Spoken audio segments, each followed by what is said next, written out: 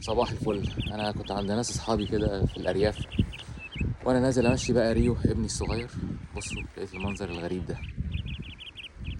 بصوا الجمال، حاجه غريبه جدا. تعالوا بقى افرجكم على العربيه واقول لكم العربيه دي نوعها ايه. حتى عليها نمر فرنسا القديمه. النمر دي اتغيرت بعد الاتحاد الاوروبي. ريو تعال تعال.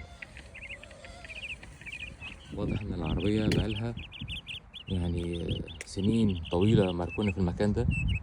الزرع طلع عليها. تعال يا ريو تعال. بص الزرع دخل فين، كل حته في العربيه.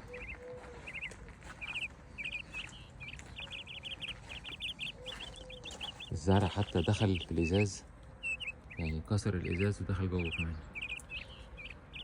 يعني شكلها مرعب اصلا. الله اعلم بقى العربيه دي فيها ايه من جوه. هي فيها بلاوي من جوه.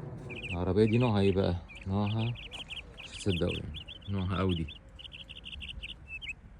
اودي غالبا، دي اودي 100 يعني. شكلها كده موديل التسعينات تقريبا، غالبا التسعينات يعني. ريو بتعمل ايه؟ تعال تعال. rest in peace my baby. ارقدي في سلام. ايه رايكم؟